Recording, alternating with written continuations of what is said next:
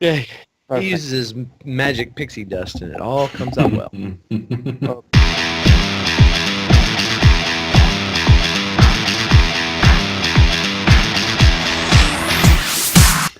Well, good afternoon, Matt. How's it going today? Doing pretty good. Looks like we've got another guest for our show today. Poor soul that he is that we're going to, Yeah, so give a ready to hard talk time, about, right? right, exactly, right, ready to talk about some cloud stuff. Awesome. Yeah. Okay, so I've been thinking that back many moons ago when I worked at a consultancy and we went to deploy an application, we would need to involve IT infrastructure guys, to do their thing and building up Hmm. a server. It would take, sometimes it took many weeks. They'd have to actually buy some piece of metal and install the operating system and configure it, and there was this back and forth that would occur. Well, I you're mean, lucky. It remember? only took weeks. Mine Yeah, took like months or years. So that's yeah. pretty So, good so for weeks. certainly, reminiscing a bit, but Hmm. sounds like that you definitely were impacted by some of those Oh, yeah. days. Yeah, so let's talk about some of the things, or today rather, we're going to talk about some things that exist in both Azure as well as in Visual Studio Team System that Awesome. can really accelerate moving applications into Azure in an autonomous fashion. And actually, working with a customer now that we use some of this capability, where they had a SaaS application that took an order of magnitude of close to an hour or so to install. And using VSTS, we could actually build out the entire environment in 10 minutes. Oh, So wow. yeah, so drastically just plummeted that development life cycle. So now they're able to actually just the machines are disposable, or the environment's disposable. They can just tear it down and rebuild it, and Yeah. it's Yeah. no big deal. Good deal. So All right. Well, I'm yeah, interested. Let's go. yeah, Let's yeah. do it. So Shamal, if we have a peer of ours, Shamal, who's going to talk a bit about how he's worked with customers in the education space. Even though we're going to talk about the education space, it's applicable really to any type of customer. And hopefully we get a good feel for how we can use, or how customers can use some of these capabilities to experience some of the improvements I just talked about that customer Mindhit was Yeah, able looking to. forward to it. I love his background, by the way. How best to start off with our CEO in the background. Love it. Love it. Yeah. Yeah. So Shamal, why don't you give us a little background on what you're going to talk about today? sure. Thanks, Brian. Thanks, Matthew.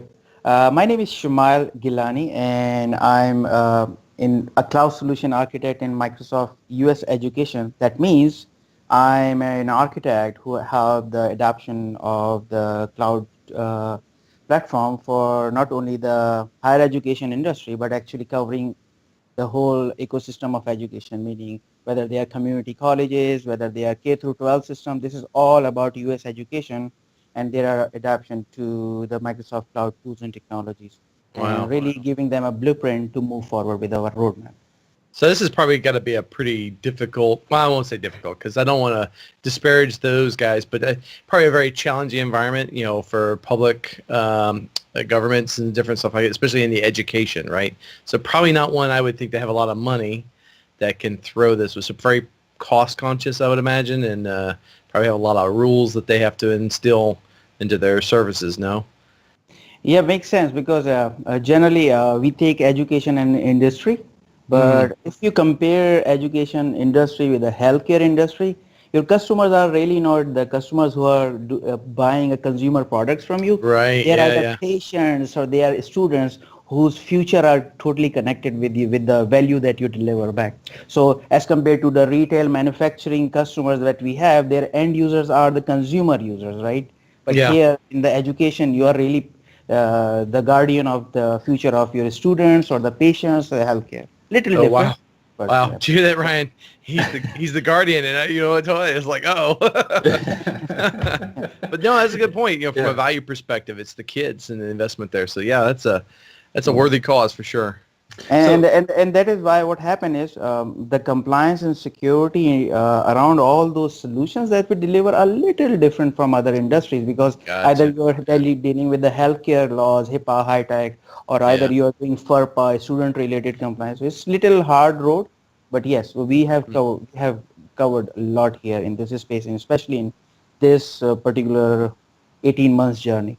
Yeah, so there's research facilities or institutions, teaching hospitals and so forth. So your involvement has been wrapped around those sorts of compliance concerns or security concerns, which again, to my earlier point, are absolutely can absolutely be extended into the typical enterprise space, which I know a lot of our audience is involved with. But so definitely interested to hear a bit about how you tackle that problem and how you help some of our customers improve the way they do things. All right, Shimail, go ahead and dive in and tell us what you got. Sure. Thank you very much, Ryan, again. And again, just for the intro purposes, this is a quick session about how the DevOps adoption is happening in education, especially around Microsoft Cloud tools in DevOps. Myself, again, Shimail Gillani. I'm a Cloud Solution Architect from the Microsoft US Education. Little bit again on the background that how I'm working with different organizations. That's a very good thing. See the second point. I recently moved from New Jersey to Dallas, meaning I'm adapting to different time zones and the weather conditions. So please forgive me, there is some mistake. But you can also find me on different channels and the platforms talking about DevOps, not only DevOps, but really about app, data, and infrastructure sides under the name of Chef Gillani. Why Chef Gillani? Because I think the enterprise is nothing but a set of recipes, and you can do some cloud recipes within an enterprise. So that's how probably is a little bit comparable to Chef. All my life, very much sticking to the hybrid DevOps, meaning not only doing the DevOps in a private cloud, but doing and connecting with the public clouds. The new scenario, 20 years almost. With Microsoft, almost 3 years, but previously getting as a consultant and going into different organizations and industries with Ernst & Young. We call them EY shortly. That's a kind of background of my experience here. Right now, because it's a new organization called Microsoft Customer Success Unit. So US education industry also get this particular unit called Customer Success Unit, where all our solution architects are working as a team, and we have different levels of expertise within different verticals. So different That's customers. where all of us work. Yeah. Yeah, different customers. Yeah, I'm helping currently right now because of my geography. The Duke, University of Miami, and some other names you can see. Previously, when I was in the northeast side, I was working with different customers, which are also mentioned there.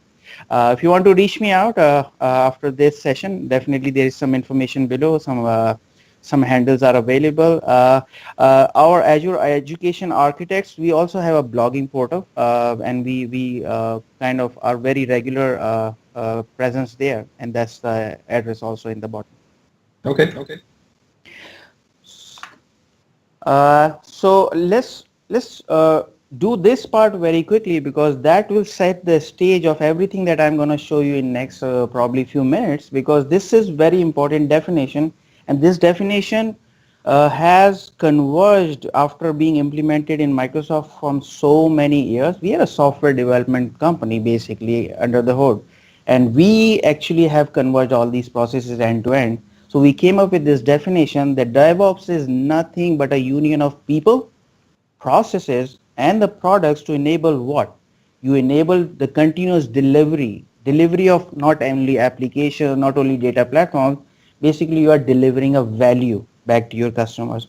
So if you think I'm only going to deliver the apps today, or database platform, or infrastructure today, no, actually DevOps is the union of these three things, because you're trying to produce a value back to your customers or to your end users. Certainly, this has many different connotations as some of the customers I've engaged with. So I like that definition. It really underscores that it's easy to get wrapped around the axle about tools and things like Jenkins and Visual Studio Team System and Chef and Puppet and all of those different tool sets that might enable some of these. But really, the focus is driving value to to end users or to customers.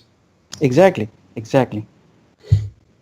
So is DevOps in education is different from any other industry or any other situation? No, it is. It has same value delivery challenges, because you're trying to deliver the value and the challenges are same.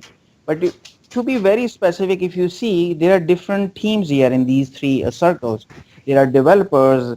In my case, they are a student and the faculty and sometimes IT related people who are trying to develop the motion. They are trying to deliver the apps and data platform. They are very much into reading the documentation. Their speed is very fast, very agile. And the problem is when they are trying to interact with the campus level IT departments, they are not in that same speed.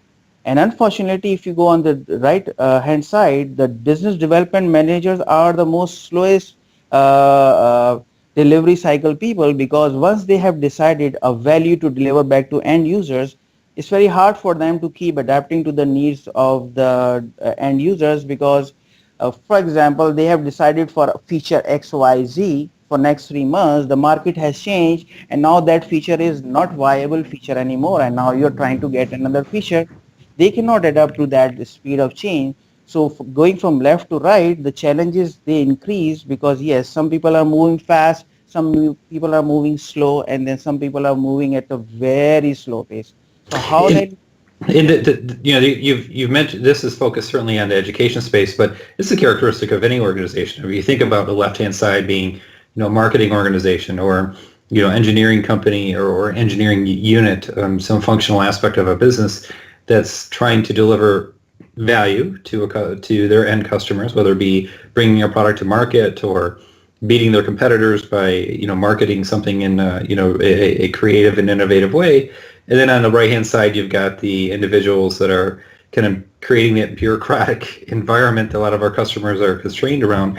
That and that's not because they're mean or that they don't want to to allow others to deliver value, but they have to keep the lights on services that are critical to the business. So so you have this yin and yang always that you kind of need to address. So. Exactly, and that's why if you see, I say it has the same value delivery challenges like any in the other larger or small or medium enterprise. It's the same scenario here. Right. So what's the solution from Microsoft side?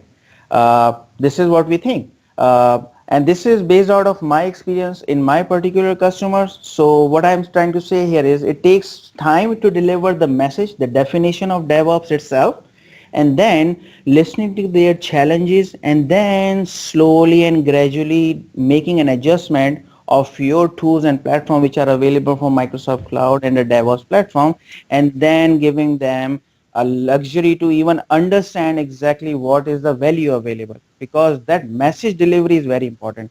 It takes average 8 weeks to just only deliver the message, but believe me, once the message is delivered, the magic happens, and the magic happens around all three different teams, and they are planning better, they are developing better, they are testing better, they are releasing better, and they are producing all that value.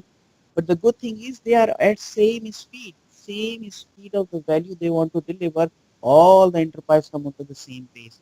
That is very important, because first deliver the message, bring them into same speed.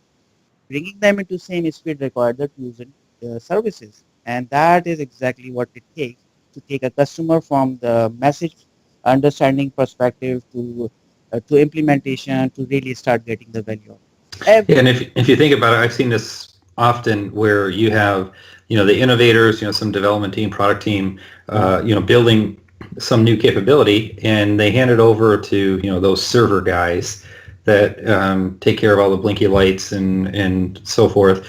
And they say, they hand the baton over and say, it's now your turn to take on the care and feeding of this. But when you develop that and interact together, you do a lot of, introduce a lot of benefits to being able to make it really agile and easy for you to make incremental improvements.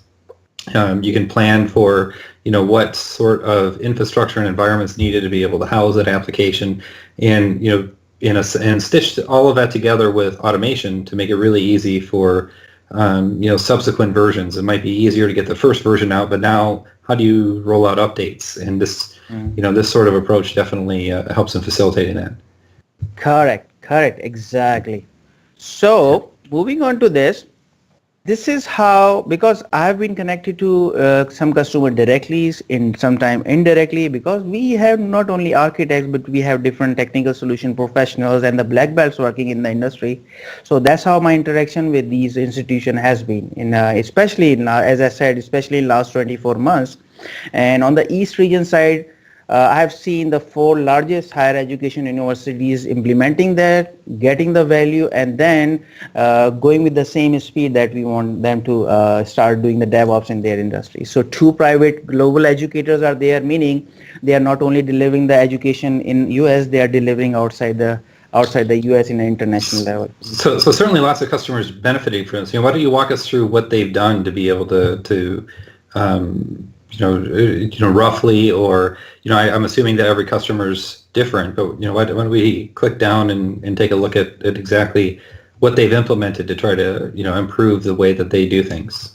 Sure. So I will take a couple of more data points to just mention, and then I will quickly take you to one demo that I have especially inherited from all those practices, and those demos are running in my own private space. So that means I'm trying to protect some customer privileges here. So right now I can show after this particular data point that how exactly 3 or 4 major deliveries are happening in these education institutes. Okay. Mm-hmm. Yeah. So coming back to that, and exactly this is what you were trying to understand, that what was the situation before we went there and what is the situation after we came out of that and how we are supporting them. So look at this particular example. When you go into that large education university situation, there are students, there are faculty, IT campuses, business development manager, technical decision makers. But if you see from the bottom to top, and especially if you see the layer which is starting from left to right, they have different web applications development team doing Java based, Node, PHP, open source, non-open source, Microsoft proprietary situations. They are doing mobile apps, they are doing middleware apps on different open source stuff. On the data store level, somebody has said, okay, SQL is not the right way anymore. Maybe a mix of NoSQL technologies must be brought there. Okay, we have done the app data and the middleware space. What to do about this data? What can we bring the AI and visualization stack there? So they are trying whole lot of open source and proprietary stuff from different platforms. So it's a complete web, mobile, middleware, data store, and AI visualization stack that they are currently trying to deliver together back to the end customer. It's very hard because they don't talk that same language. Situation become little complex in the middle layer. If you can see, starting from the code repositories, they have different type of code repositories because somebody likes GitHub, somebody is working on Bitbucket, or somebody really like Visual Studio Team System Git. So and then different people are building the application and the data platform on different building tools. They are releasing differently. They are testing differently. They are monitoring differently. Above all and all of these solutions actually really make things a challenge when it comes to maintaining it. It might be what I've noticed, and I don't know if this holds true as the customers you've seen and worked with, is that getting that the first the V1 version out the door might be a little bit easier than making subsequent changes. I worked with a customer who had 200 some odd customers in with their product stack in the field, and they literally had a document where they actually had their customers that their operations team actually walk through step by step. Step 1, run this script. Step 2, do that. And invariably, they would run into situations where some of those steps weren't followed, and they would, overlook things, and they'd end up with customer A being customer different than customer B, maybe having a different experience. So it was a very manual and tedious process. Agree. And challenges are that sometime when you're going to the customer, situation is totally documented end to end. Sometimes there is no document. Then what do you do? So people are different cubicles, and they are working on their own. Okay, after you're done with the technology people, then what happens now? You have project planners, the scrum planners, and the people who are trying to support these systems. They are on the topmost layer, you can see. Even they have a variety of the tooling and the system, and they are confused where to support what from. For example, mobile app monitoring tool will go into Jira or it will go into System Center, what to do, I mean. So even though all these things exist, Microsoft goes with a different message that don't throw what you already know, because we have a different solution for you. We are not bringing the product to you. We are bringing a platform. When you deliver this message back to the customers, they understand, okay, you're not telling us that throw all these things away and do Microsoft way. The message comes that, okay, so you are giving us a platform as a solution for any language, any platform. As I said, it takes 8 weeks to deliver the message end to end, but they very well understand it because you are continuously involved with those customers, making them understand, no, we are not taking the knowledge away from you, what you have learned from last 20, 25, 30 years. This is what we are going to give you, which will glue everything in a way that you want to deliver in a same speed from a different stakeholders in this whole cycle, right? So sometime what happen is, because some development to delivery shops are totally Microsoft native. Just imagine, it is possible. They are end-to-end Microsoft shop and they are trying to deliver. So they develop on the Visual Studio. See on the development side, the section 1, on the section 2, they are building and testing on Microsoft tools. They are deploying and releasing through Microsoft tool, and then they are monitoring also the Microsoft tool. If it is like this, why not? Go ahead, because it will be very much native to the Visual Studio team system and the Azure products, but this is not the end.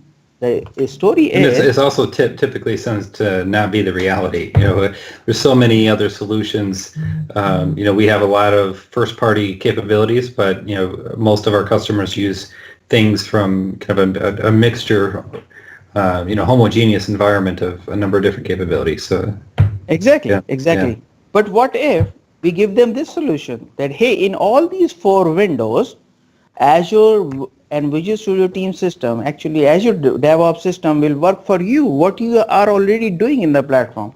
What matter is just get organized around the DevOps definition that we want to deliver. Remember that definition? That definition is very important because they understand, oh, okay, this is how we are uniting the different, or unifying the products, people, and the processes so that we can deliver the value. So here, do you see anything Microsoft here? No, but we still support all this stuff. Okay. So how we do this? So Azure and Visual Studio team system combined can do a couple of things for you. Right from the stage of the planning, we give you all the planning and tracking tools to for your work items. When you are, for example, you are creating product backlogs or your sprint backlog, when you're a Scrum team, when you say, no, we are not a Scrum team, we are 3, 6, 9 months and 12 months delivery in a waterfall cycle, no problem. We have different templates available. So not only we support the Scrum, but we also support the waterfall delivery cycles. Once you have done a proper planning, then everything builds on some infrastructure, whether it's an infrastructure as a service or platform as a service, we call them infrastructure. So how do you deploy those infrastructure in dev mode, test mode, or really in the production mode? Or do you, for example, you want to test something in next 15 minutes, deploy it and destroy it? How do you do all that infrastructure deployment so dynamically? So we give you all those tools available, so much integrated between Azure and Visual Studio team system as a one DevOps platform. Yeah, so I mean, I think that we've given a good background on a lot of our capabilities and what the problem is. Let's dive into what you've done to kind of help some of our customers address some of these. Like I'd like to hear more about how we've address some of these challenges, focus less so on the tools and what do we do for, some of your specific customers? Sure, perfectly. So again, this is the complete step, and let me take you to a couple of examples. Mm-hmm. And one example for sure is where there is an education institution where they have an application code, a middleware code, and they have the database code. Meaning all these 3 codes are needing the same pace of delivery because they cannot be delivered in a disconnected form. Yes, release cycle will be different, but then another challenge is added that, okay, once you are delivering this, why don't you start deploying the mobile apps using the same platform? So again, Let me give you a quick examples here. What I'm doing right now. Yeah, go ahead. Shimail, was there a so in this particular example, the challenge that the institution was looking to solve, were they struggling with like delivery timelines, or was there a cost to their development that was putting, maybe product or meeting student demand, or maybe it was something else, put it out of their reach, right? So it was going to cost them too much to invest in the time on that. Three different problems were there. So because I'm focusing on one example, so let's understand three basic problems they had. First thing, they had a sync issue, meaning the engineering team had no sync with the people who are supporting their platform, which is the central IT, and then the business development people who want to deliver the value back to the end user. All three people, they are always out of sync. Even they have the best Scrum and Agile tools, even they have the best delivery cycle planning available, even they have the tools working it together. The only problem was they had a sort of more than 100 tools to work together, and they don't know each other's language. So what happened is everybody is putting everything in an email or a Word document or something to say to somebody else that, hey, understand my language. So they were not talking one language. That's why sync was missing. So a lot of process breakdown, is that really what kind of the core problem is there, in being able to do project management and delivery management, it sounds like. Exactly. People are not in sync. They don't understand each other's language. That's why they are not in sync. And because they are not in sync, they are delivering something which was not asked, right? These are the two. Yeah. And that's on the delivery side. And then I gave an example of kind of how it can extend even to other customer scenarios where you've got a customer who was well-intentioned in documenting things, and you have individuals who would overlook those processes because it was a document and very easy to get out of sync. And Exactly. So what I'm doing right now is I'm taking you to Visual Studio Online portal. You can always access all these portals from one place called Azure's portal, but I'm taking you from a different areas which are much rapid for me, the way I have set this demo. So let's go there very quickly. What you will see here is that I have multiple projects here with different delivery cycles, whether they are Scrum or Waterfalls, but one of the projects that I have set is on the Scrum based template is demo project. And in this demo project, you will see that the very first thing we resolved for them was they were storing the code in different repositories, which was sometime private, sometime public. They were paying for it or not paying for it. We said, okay, this is your one-step solution for your Git repositories. Stop paying the other people, because we have free code repositories for you. Start your code branching, merging, all the techniques or the expectations you have from any Git repository. Start storing your code here.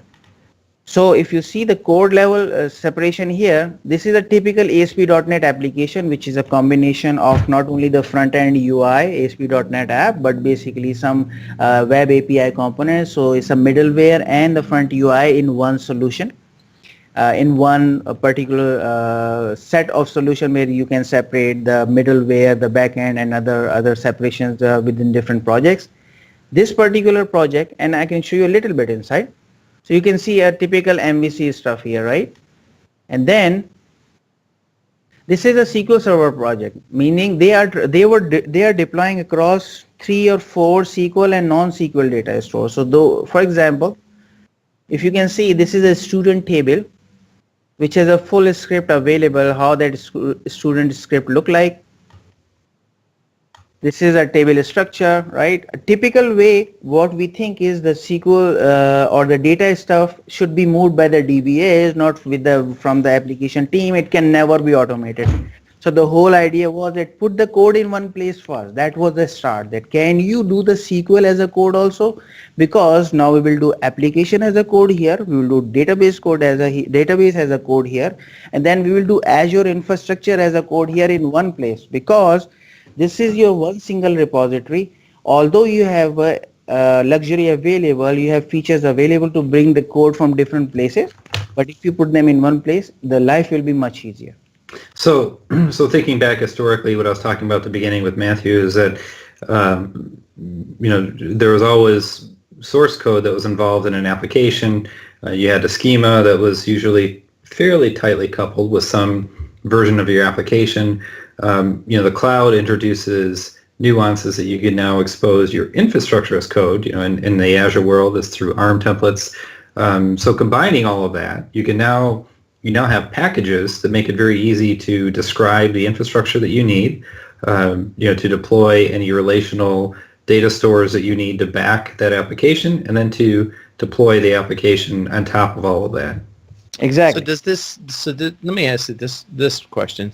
So does this help then in organizations who are trying to create shared code or reusable code across organizations, or at least know about the historical deployments about applications? Because I worked for one company, and we had a situation on a particularly very large application farm, and in the process of doing some root cause analysis, we basically came back and said, hey, we got to fix some of these apps, and then we quickly discovered that there was no way to redeploy them because the decades worth of history in it was not kept, right? There was no base code. We had all the updates and the fixes and changes and stuff like that, but we had no way to bring the app back from, the dead, so to speak. Yeah. Remember the same thing? People don't understand each other's language, so how even they can communicate? So one is a DBA, one is an engineer, one is a totally operations person. Right. And then you've got these situations where you might have built an an environment to support an application initially, and somebody's logged in and made some registry tweaks along the way that wasn't documented, and and lo and behold, some day comes when you decide, I'm just going to level this or move to a newer version of an operating system that's hosting the application, and invariably some of that tribal knowledge isn't applied to the new environment, and your application doesn't work. So I think that's where too it's important to kind of bridge the gap and leverage some of this automation to help with that. Right. Exactly. Yeah. So after the code is always there, so they are developing here, they are checking in, checking out the code. The good thing is their business decision makers are connected to the work item planning here. They are scrum masters, they are product owners, they are product management team. Everything is working with the workspace here. But the good thing is, once they have done a good job from the development perspective, this is the area which really helps them, is now they can do the multiple build and release programs here. Not even releasing to the prod, maybe building and releasing to the sub-prod environments first, but because releasing to the prod has a different planning available, right, or involved there. So do these educational systems, do they have a really large UAT QA teams today? And is this a part of that other value stream that they were trying to solve for? Is, hey, I don't want to keep on staff 20, 30 people or 5 or 10 or what they were thinking they could afford before, but I don't want to build a large QA resource, i.e. people, but I need to get it down to more tooling, more automation. At least 60% of my customers had that particular size of the team you're talking about, and I will tell you the reason why. Their developers especially are not the higher developers, because who develop for them? Their students and their research teams, and they are so enthusiastic about doing new things and new stuff. So what they do is they really don't hire the developers from outside, because they are a large university. They take the skill set from inside the university and they give the chance to this student and faculty that, hey, you develop for us. So now they are like, they are so liberal in their delivery cycles, they need to be controlled with certain environments, right? So they have to do dev, they have to do QA, testing and prod environment separate, because they cannot take a risk of putting the students directly working on the prod environment, right? No, right. But, in this, though, when you're talking about through the build and release cycle, I guess my question in a different way is, so they've got a pretty dynamic dev team or dev resource or pool of kind of, innovation, right? Which strains, maybe them in a very structured model of making sure quality comes out the back end. Then how is it then that this is solving a problem of, once I go through and build and I'm releasing to dev and I'm releasing to QA, but, I still feel like we've got, a problem in a lot of traditional, SDLC models, which is you still invest heavily in the back end process to test out the quality, right? To prove out the functionality was met, that the design, that you put in place was actually delivered to, right? Exactly. So I understand your point. So let's go back to one of my slide here. So what people are delivering in the app side is good, that let them deliver with their own speed. The good thing is when you put automation around the testing frameworks, whether it's a mobile app, web app, or database components or infrastructure components, if you are very agile in quickly testing it in few minutes, just on the fly, you immediately, your backend is telling them that, hey, this is something I can allow you to move forward. So what happens, you don't need a large backend of people and pool and resources to handle that stuff, to approve or don't approve something because something is going bad or not. These are the large set of developers working against some machinery and automatic machines which are telling them, hey, you're doing a good job or not good job. So you don't. Oh, okay. Yeah.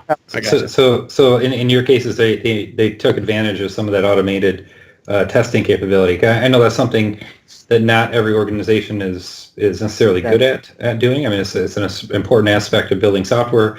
Not all of our customers focus on building software. They want to innovate and Immediate, quick. Yeah, exactly. Drive value. Adding that automation adds time to the project's life or a timeline.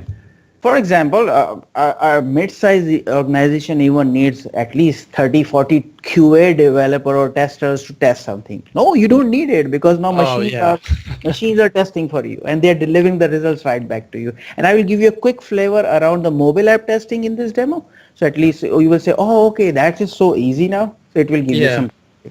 Okay. Now, the organization I came from, we had over 150 people in that type of organization. So you can imagine the amount of cost that we had to calculate into just doing maintenance and life cycles, let alone new innovation or meeting a new product demand or a new business demand, or even trying to be strategic in the industry. It was very, very cost prohibitive in that sense. Yeah. So this is a build automation. So where do you have some release automation that kind of wraps around this as well? Sure. And I will give you an example. So for example, this is a typical build definition that you can see what is being built here. Let's have a quick look first. We are not only building the .NET application code, but if you see it at this step, I'm creating a SQL DAG pack. DAG pack means a deliverable which goes and runs on the SQL servers and then deploys that student table changes. So this is a good example. That's how we are building not only one part of the code, which is app related, middleware related, but we are building the database code here. There are some infrastructure components also being built here, and I will show you a little bit later. But again, coming back to your question, then how do you release it back? So if I go to the release section, you can see that it's very easy now to define what goes into dev and where at what particular time from what particular artifact that you have just built from the build release. So if you see here, the build definition that I showed you, it will generate not only one artifact, it will not generate one ASP.NET app DLLs, it will generate the middleware DLLs, it will generate the DAG pack. The problem is now how to deploy into different environments, because maybe there are some environments only running into my local machine. Some are running in Azure and some are running in Azure in a very highly protected environment. So that's where you can see there are different slots here in which you can deploy them. So let's look at this particular slot. What we are saying here is, and I have disabled it because for some particular reason I don't want to get it executed. But in this particular situation, you're saying exactly where and what needs to be deployed into what exact Azure subscription here. So whether it's an app service or an IS box or running in a virtual machine, you're telling that. Then you're saying, hey, this is my SQL environment. Then the major issue between the developers and the IT people is that, no, I will give you SQL password or I will not give you SQL password. I will give you the application store password or not, I will not give you. So variable is the section that you can trust, put them into Azure Key Vault, another hardware security area, put all your credentials there, full integrated system here that nobody needs to trust each other, trust the machinery, trust the machines behind the Azure system. So they are hardware protected information. Put your variables there, because then there is no reason to not to trust each other, because everything is protected. Right. Right. So these are all fantastic features, certainly of VSTS, and some great capabilities we have to facilitate this. But switching context back to your customer now, what state were they in when you started working with them, and in using some of this, where did they end? Yeah, sure. The main issue, they did not know. For example, there were three people, one responsible for the middleware code, one for interface code, and for database. First thing, they have to resolve that who is on vacation right now or not. So if one goes on vacation, then other two are disabled, right? So very first thing is that we resolve for them, because machines are taking charge now. So machines can be defined that, okay, even the person is not available, the things can be deployed to the machines. So for example, app, database code were ready. They were doing one more mistake. Because you don't have a full skill set available, they were giving some student and some faculties a direct credentials to go and remote into those machines and deploy the code sometime directly.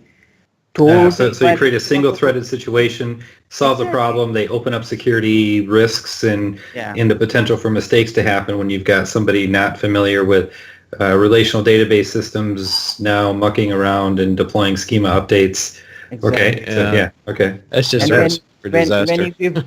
When you give people this space, you are putting a mistake possibility there. So mistakes happening every week, and then one mistake creates a technical debt for another 3 weeks. So not only they are handling their code changes or application changes, but all the problems which came from one small mistake, one credential mistake which happened in prod.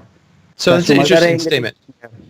The one mistake leads to a 3-week technical debt that you have to pay back.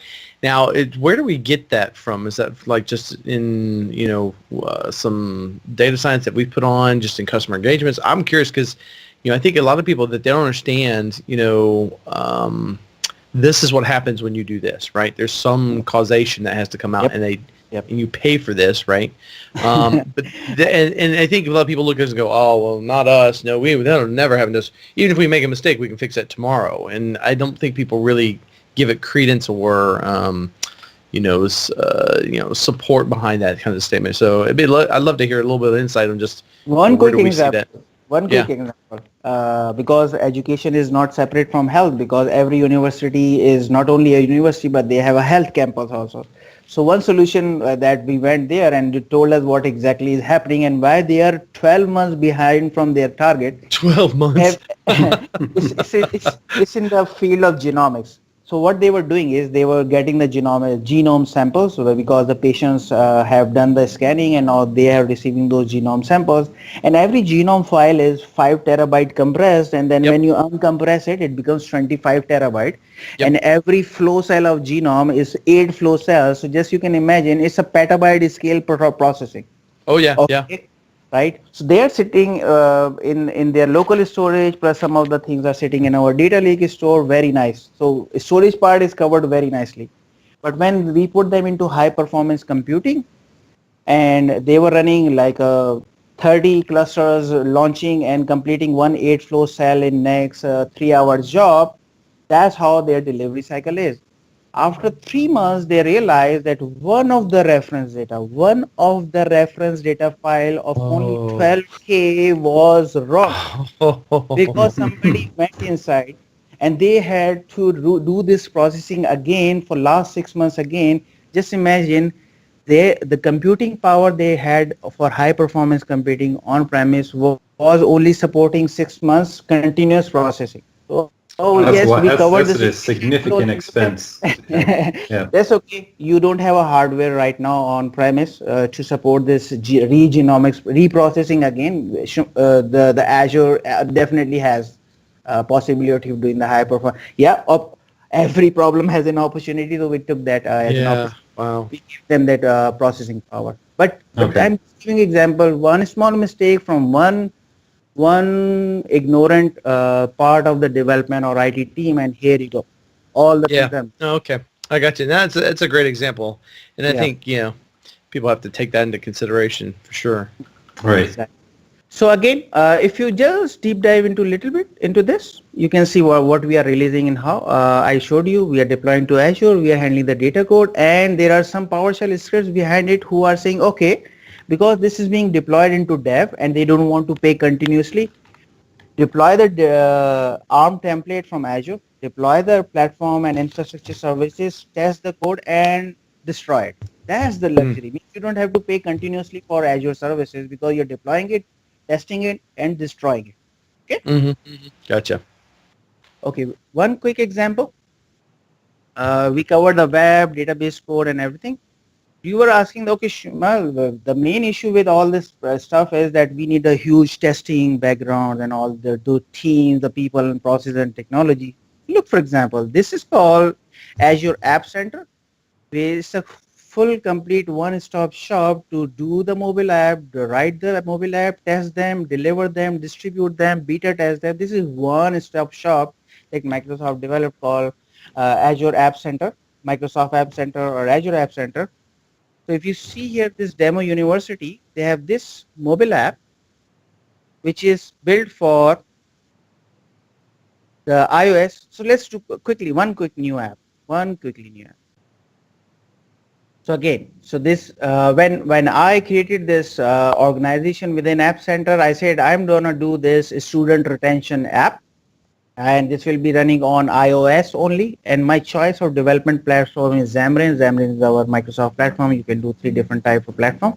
But basically the choice was I want to do the mobile app, which will deploy on iOS, and this is gonna be my one-stop shop. Why it is a one-stop shop? Because if you see here, you can build the code from any repository where your mobile app code is sitting.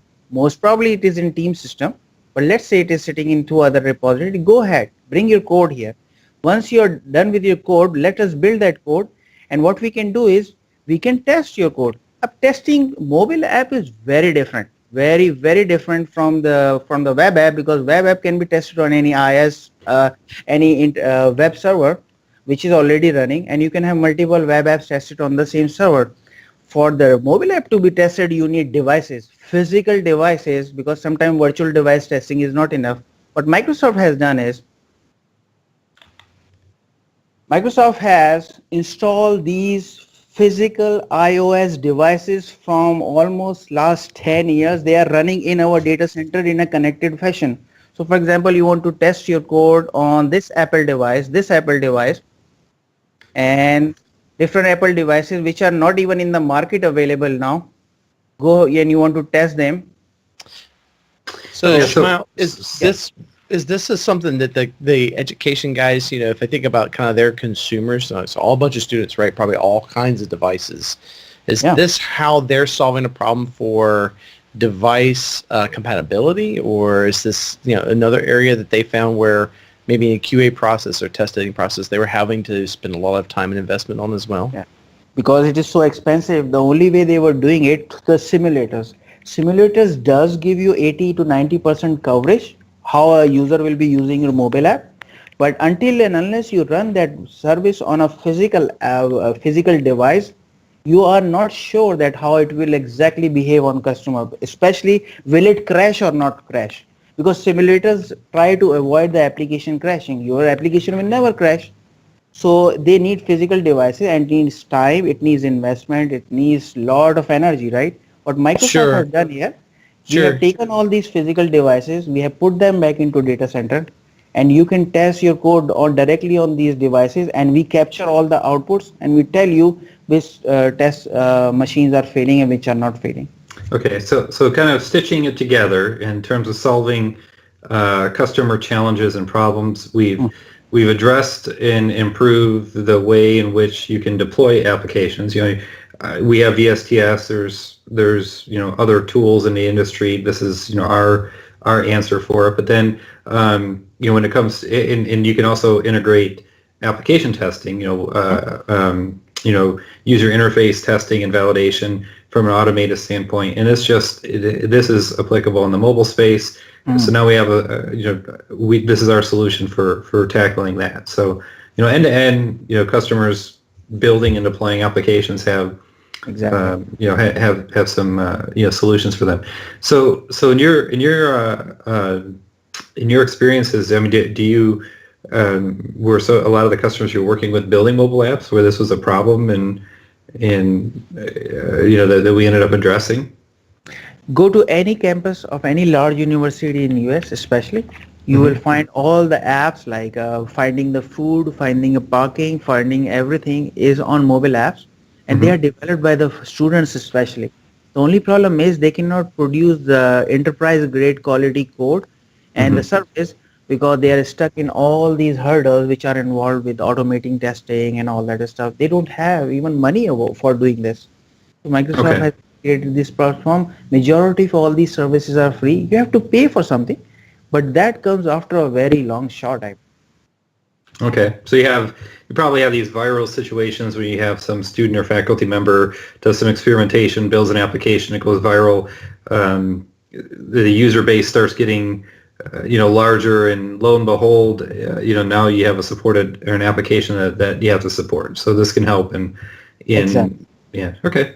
And look, story does Yeah. not finish here. The thing is, after they have done this testing with all these automated platforms, they need to distribute to real humans who are not actual end users, but they are their collaborators. They are their fellow students whom they must distribute. Let's say 500 users who are only on campus who have agreed to do the beta testing for them, right?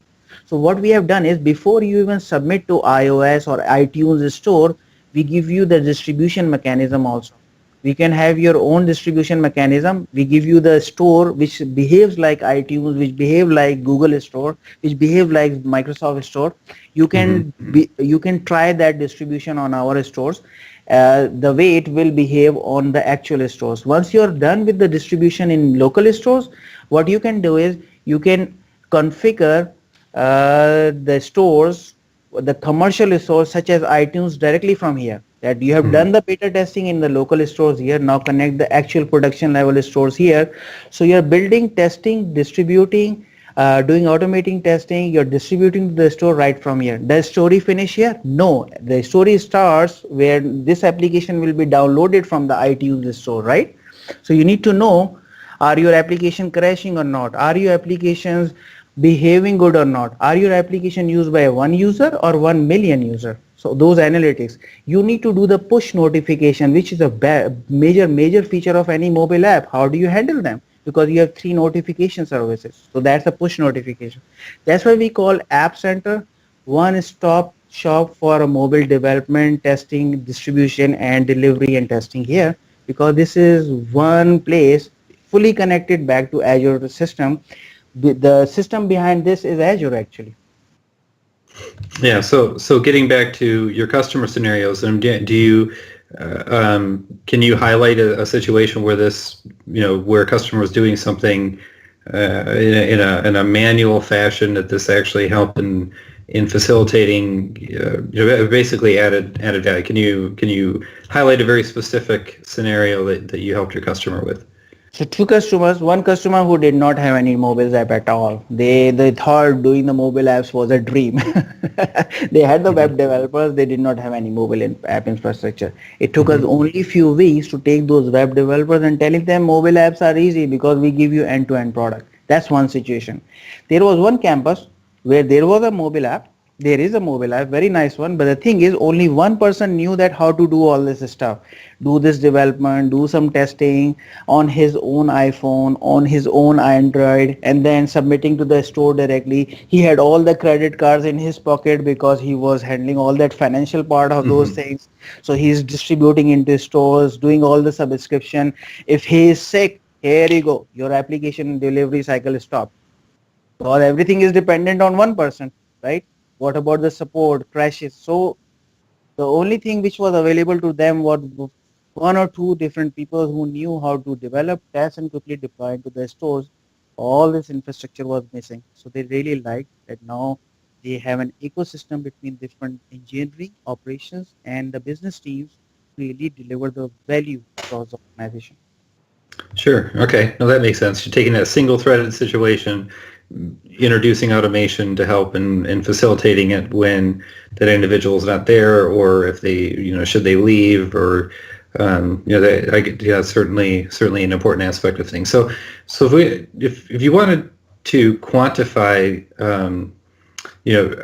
savings and either time or monies, how could you highlight how some of this stuff, or could you highlight how some of this capability has helped your customers improve their time to market, or because I think that's really the big goal for particularly a lot of the enterprise customers Matthew and I work with. Using the marketing example I talked about earlier, or engineering building some new widget that has some software capabilities. They want to be more agile, more nimble, beat their competitors. I'm assuming that's probably some advantages that this introduces. But if you had some specific example to kind of illustrate and underscore and bring that home as a takeaway for everyone, and I think that we've had this tooling and capability for quite a while. It's improved, it's matured. It does more and more out of the box, integrates with more things, as you highlighted, with mobile application development. But in terms of providing a compelling reason for somebody to invest time and cycles to take a step back from what they're doing and make sure that they are planned and thoughtful in their approach to building applications, it helped to have some examples. Yeah, sure. So there are 4 or 5 very good compelling reasons, but one main compelling reason is do DevOps now, because if you're not doing it, your competition is doing it. So do it now. That's the main reason. Fair enough. Yeah. Okay. Right? And the second big reason is that the world has changed. Now you're delivering the applications and the value back to customer not in months. You have to deliver sometime in weeks, and sometime in days, and sometime in hours. So if you need the speed of that agility back to the value delivered to the end user, instead of months and years in a waterfall model, you really want to be agile, and your sprint delivery cycles are only 2 weeks. Adopt the DevOps platform, which organizes not only different people but different technologies and the processes together. Because remember what happened, you had so many people who were not talking different languages, not talking the same language of the technology. So what happened, everybody was thinking that, oh, okay, why should I talk to this person, because he even does not understand my language. But because the trust and the language understanding is coming from the machine and the Azure platform itself, now you are uniting people so that they can deliver more speedily with more quality. So if you want to deliver with the speed and quality, that's your platform. And because some of my customer has seen it and they have appreciated it, I'm 100% sure that any small organization, even of 3 to 4 development to operations management team, to an organization of 200 or 300 development and operations team, everybody will appreciate it because it's so easy to adopt. So that makes sense. Yeah. You highlighted for a small organization, and I work with some ISVs that are smaller in nature, but their product has exploded in terms of popularity. So instead of adding lots of resources to accommodate their operational deployment and day-to-day care and feeding, using automation like this is a way that they were able to stave down their headcount, by introducing a lot of automation to be able to make it easy for them to roll out new versions of their products across their hundreds of customers. Yeah, remember what Jeffrey Snover from Microsoft says, that handle your server infrastructure not like pets but like kettles. Handle your applications also like kettles, not pets, because you're giving them too much care. Let Azure take care of your things. Yeah, that's a good analogy. Yep.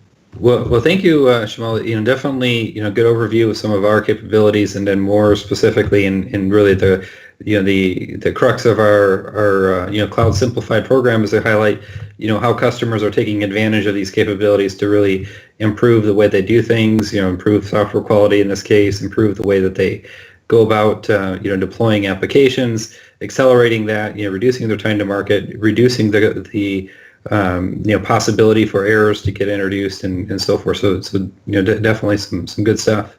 Yeah, thank you, Shimail. I really appreciate it as well.